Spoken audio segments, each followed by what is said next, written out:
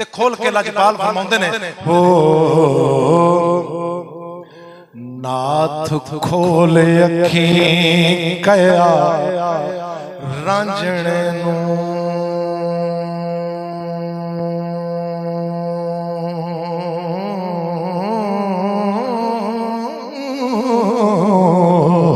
ओ बच्चा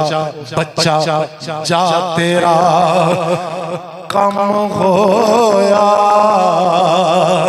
आई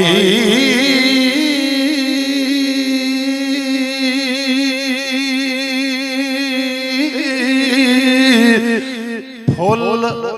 आन लगा उस बुटड़े नू हाय केड़े भला ओ जेड़ा विच दरगाह दे बोया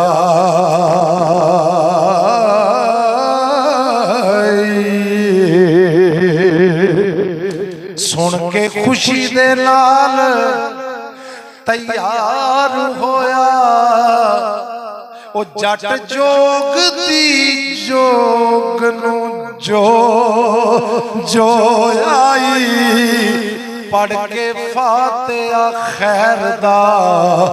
गुरु साहिब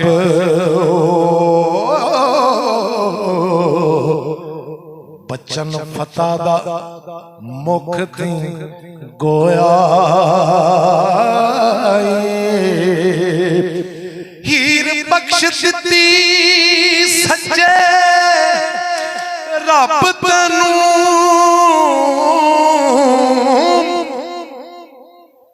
मोती लाल दे नाल परोई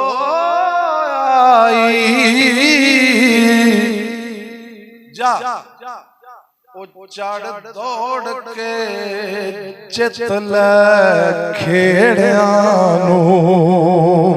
हाय ते बच्चा शगन तेनू भला होया कमर कस उदासियां बन लइयां जोगी तुरत तैयार ही होया आई खुशी हो के करो विदा मैनू हाय हाथ बन के आन खलो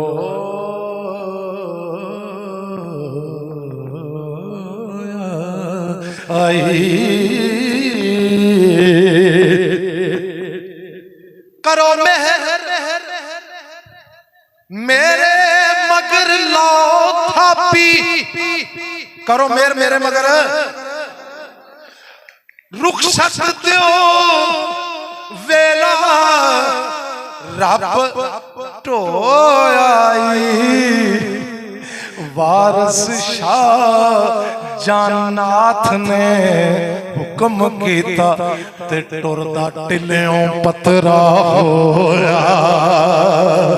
आई नारा हैदरी मेरी हाजरी दा आखिरी बंद पंजा लैना दा ते 5 ही मिनट लगने ने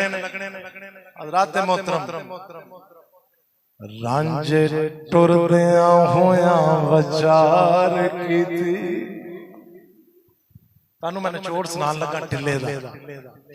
ते मेरे इत्थे एक दोस्त ने हुक्म कीता सी कि वंजली दियां 2 लाइनां सुना देना इहदे विच ही नाल ही मैं सुना देंगा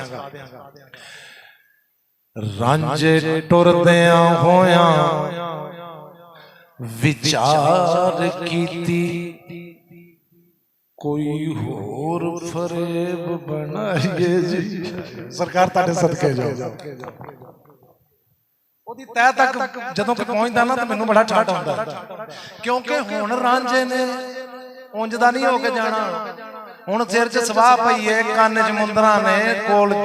गोदड़ी है इत्थे पगली है किंग है खरे की है ते रांझा अपने आप नाल विचार करके कहंदा जे मेरे कोल चीनी है ना चीनी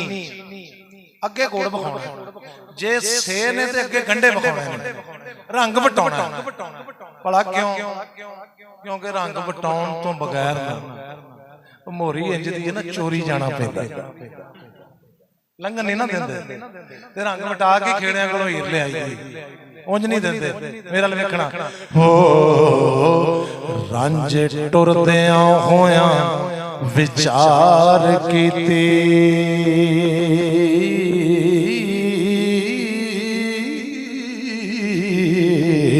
कोई होर फरेब बनाए जी, पुट बूटियां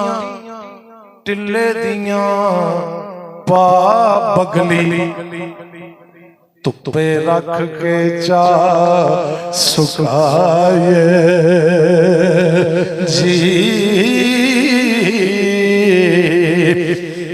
चूना पीस के बिल विच पा लईए,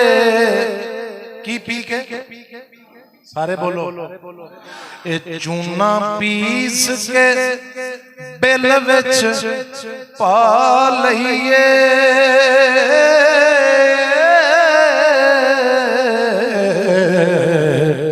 ते तबाशीर दा रंग वखाए